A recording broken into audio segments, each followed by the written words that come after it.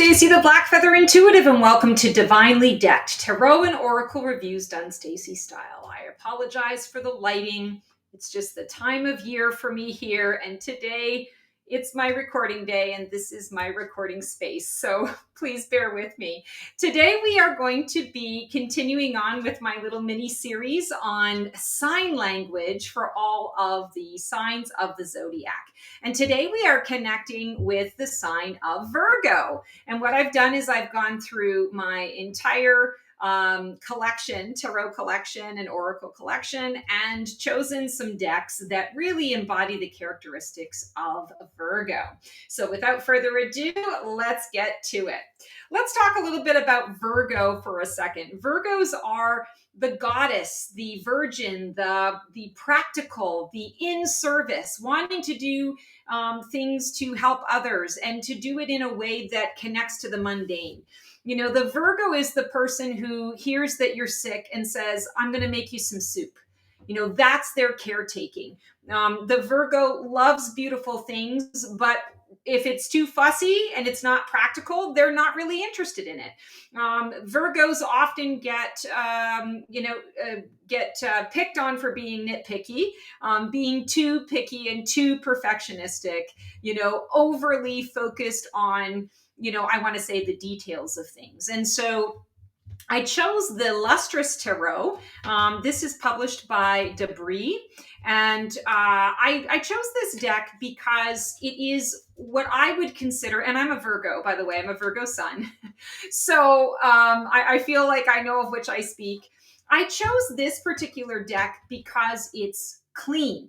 It is the Rider-Waite-Smith Tarot. It is, the traditional tarot, which I feel often can embody that Virgo energy where liking something classic, liking something a little bit more traditional, something that you can count on, something that is clean.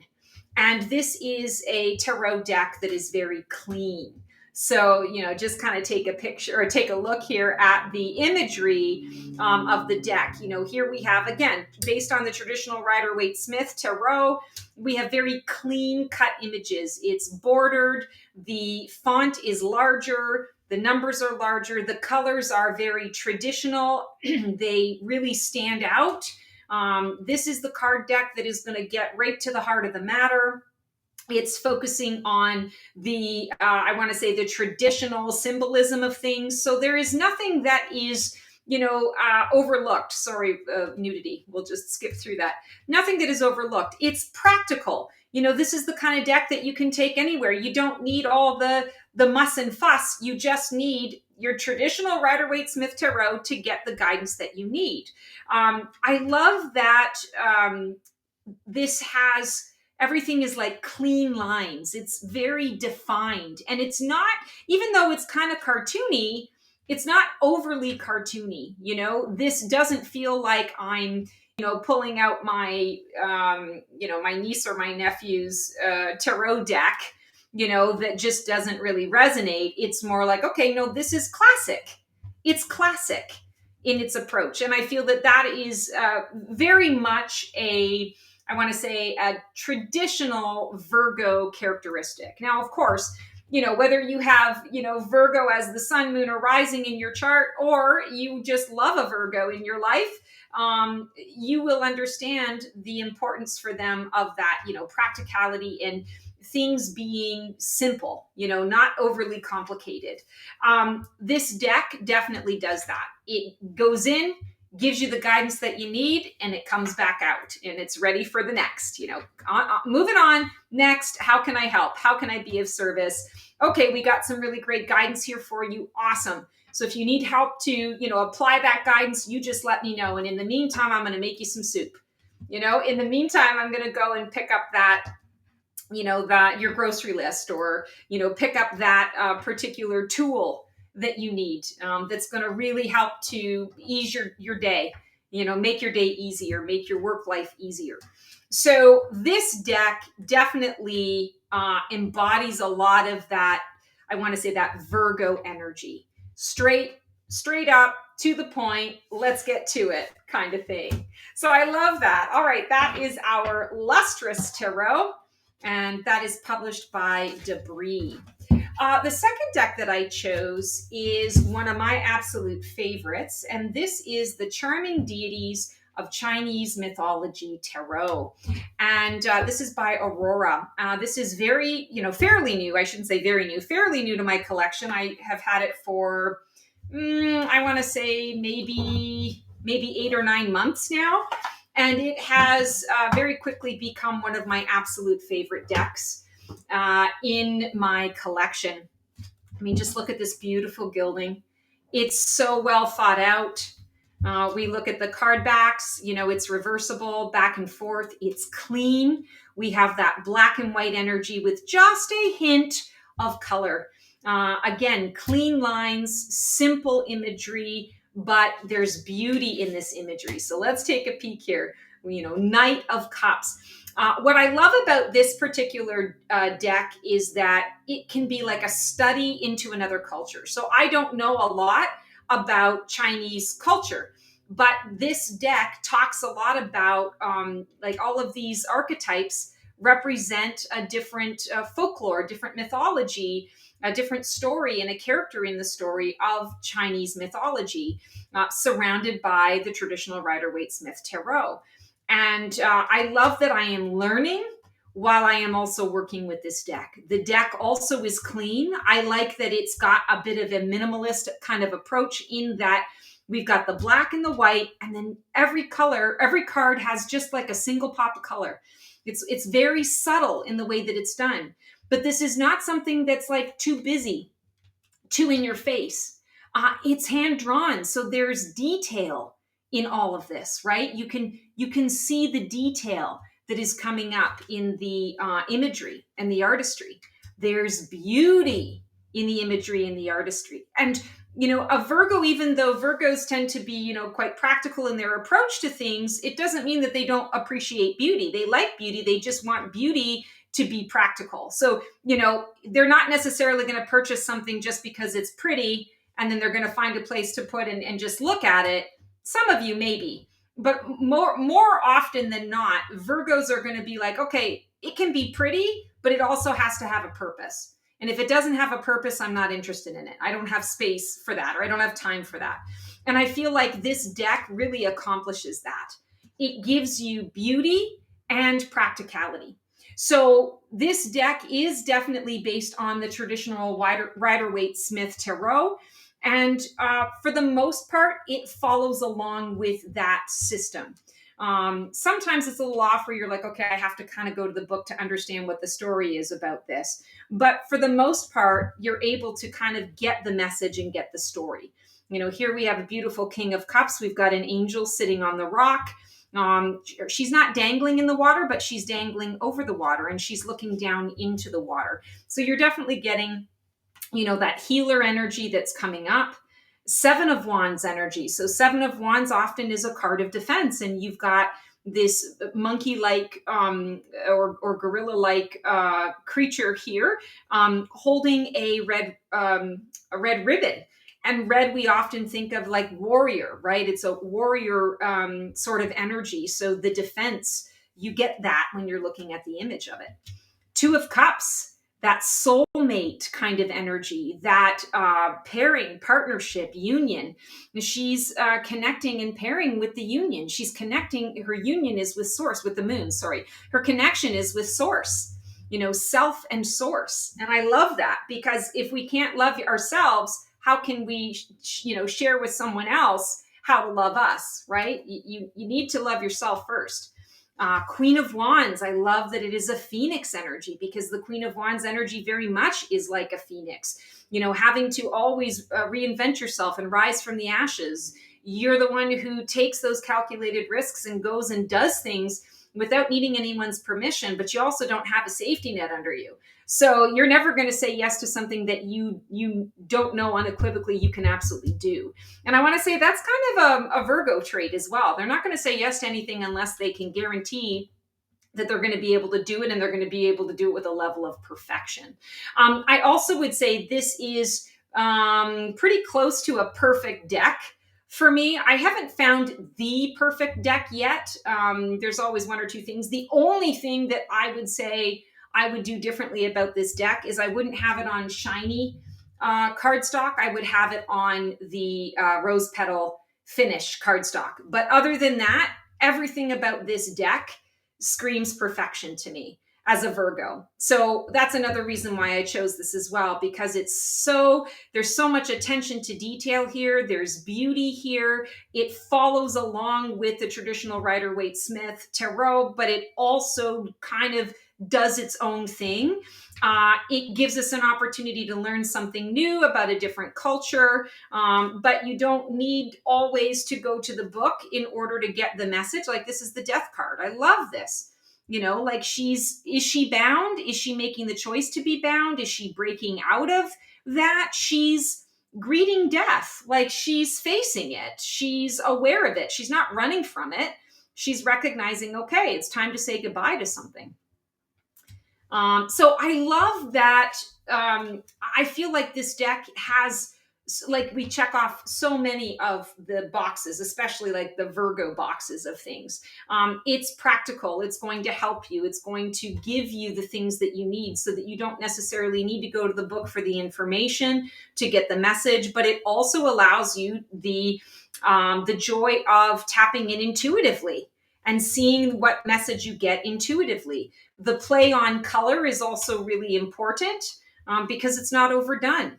And the colors that are chosen are intentional. So it allows you also, as the reader, to look at the cards and to see what is the actual message of this. When the color comes up, what does this color speak to me? What does this color say to me? How do I feel when I'm looking at this color? So it's added layers of depth in this deck.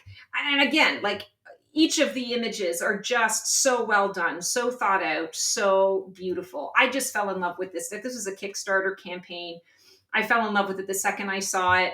I didn't know if they were going to make it or not. I did my own little like magic mojo on it because I was like, I need to have this deck. Like, I don't care what it takes. I need to have this deck. This Kickstarter campaign needs to happen.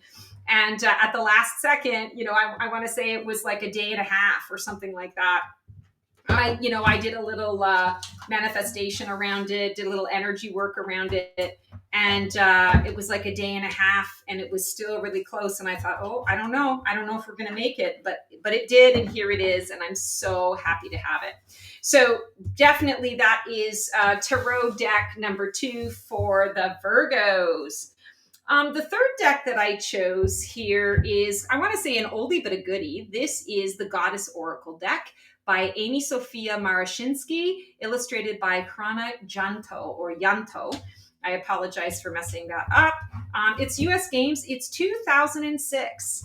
So this has been around for a minute or two, actually. And this was one of the first Goddess decks that I got. I have a couple of Goddess decks that I really like, but this one felt like the most Virgo-esque, and here's why. The book is really good. It's very well thought out. It gives you a lot to, kind of read up and process on, but it's pretty streamlined. So like, if, it gives you a poetry at the beginning, it tells you about the mythology of the goddess, and then you get a message and you get a ritual. And it's all laid out so that, like, if I don't want to read the poetry and the mythology, I can go straight to the meaning of the card. If I want to just do a ritual around it, I can go to the ritual and work with that. It does give a black and white of each of the card images. So it's very well thought out. It's got a few different, spreads that it gives. It gives you a visual. So it's practical. You can figure it out. Without having to put a whole lot of effort into the book. And again, we've got a bordered card deck. This is not super shiny. It's kind of got that sateen sort of finish, which is unusual for a 2006 card deck. It's oracle sized, black and white. The imagery is simple. We've got like, what do they call that? Ink dotting, black and white artistry on the back. And, it's a little outdated. It's a little old fashioned just in the kind of the border and whatnot. But what I love about it is it gets right to the point. Durga, boundaries, boom. There's the imagery. Clear as day. Okay. If I want to get information about Durga, I know I can look that up and get that quick little information in there, but I've gotten the message. Boundaries. So what do I need to know about today? Boundaries. Okay, I need to set up some boundaries for myself. Freya, sexuality. Boom. Sorry, nudity. I'll just cover that up. But you've got an angel, right? You've got an angel talking about sexuality. So, and Freya, if you know the history of Freya, you get information about that. Corn woman, nourishment. Boom. What do I need to know about my day to day? Okay, nourishment's going to be important. Pay attention to what I'm putting into my body. Hecate or Hecate, crossroads. Okay, so we've got Cerberus, the three-headed dog. And we've got a woman standing with her staff. She's at a crossroads. Which way does she go? So what do I need to know today? There's a crossroads. There's a choice that I'm about to make. What do I need to know as I'm making that choice? So it's very streamlined, very practical. It's helpful. And Virgo is the virgin, the goddess energy, loving the goddess energy. Not always hearth and home, but connected to that kind of energy, how to nourish you. This deck, I feel, nourishes you. All of these beautiful goddesses that you're connecting with, you can learn about them. They're giving you a simple messaging, simple energy around it. So you can go as deep or as shallow as you want to go. And that exploration of the goddess energy is right there for the taking. So it's practical, it's streamlined, it's easy to get the message. The imagery is pretty, it's simple, it's not in your face.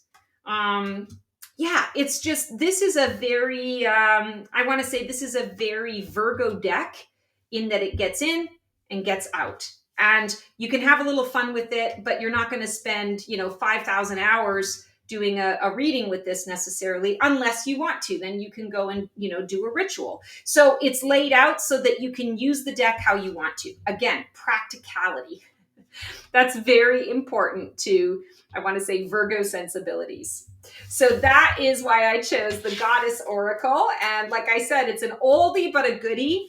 It's funny. I've had this deck in my repertoire for a long time, and I've never been connected to it to the point where I use it all the time, every day. But it's one of those decks that when I am called to work with it, it always gives me exactly what it is that I need. So that makes a lot of sense.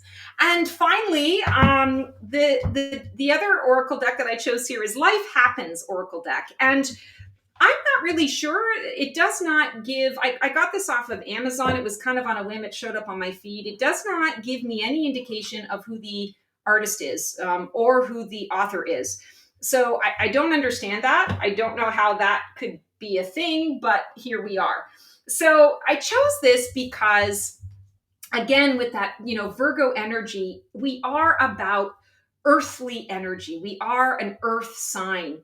So that earth energy is important. Again, pretty things, but there's got to be a practical component to it. So I liked that there was some earth energy here that is being featured. It's not exactly reversible, but the cards are pretty. And here's the beauty of it. Super simple imaging and messaging. Risk, opportunity, safety, signs. Pay attention to the signs. It's got a modern feel to it. It's unfortunate these cards are so warped. They weren't before, so I don't know. There must be something going on. I live in the desert, so it's not like it gets a lot of moisture, but a masculine energy. So pretty obvious. You got, a statue of Zeus holding a big boulder. Doesn't get much more masculine than that, right? Defense mechanism. You got a big shield. You've got a lot of lightning, a lot of energy that's coming around it. And you've got a warrior that's standing in the center of the shield. Defense mechanism. Anger management. Wow. Like, boom. Obvious, clear, practical. I wouldn't say that this is necessarily like a nurturing deck, but I want to say this is kind of like in your face, like right to the point, detail focused, not missing any of the details, getting right to the heart of it. The image makes sense with the messaging, so you can understand what the card is trying to convey to you. It saves you a lot of time. Again, it's that practicality piece and gives you the things that you need. what I find interesting is the back of the deck has a lot of that, I want to say, the resources and the nature and the earth element stuff. Then you're seeing the way you're able to apply all of that in the day to day. So it's like the back of the cards give you the resources that you're going to need for the front of the card experiences that you have in the day to day. So in that regard, I feel that it is very nurturing because it gives you the things that you need, or it reminds you that this is a card deck that's going to give you those tools. So again, not necessarily like an overly nurturing deck, but one that gets right to the heart of it and helps you to determine where the nurturing needs to happen. So yeah, that is the Life Happens Oracle deck. And again, I have no idea who the creator is, but it's a pretty cool deck to have. It gets right to the point. All right, guys, so that is our segment of Divinely Decked for the Virgo signs. And I hope you guys enjoyed this. Please feel free to put comments if you liked some of the selections I chose. If you didn't like them, would love to hear from you about whatever it is that you are feeling about that. I now have 3 tiers of memberships available on my YouTube channel. So excited to be able to offer a deeper way to be able to keep the conversation going and to keep that connection going. Please feel free to click the join button to see what those options are. And otherwise, until I see you for another episode of Divinely Decked, sending you lots of love and support, and we'll see you on the flip side, and transform well.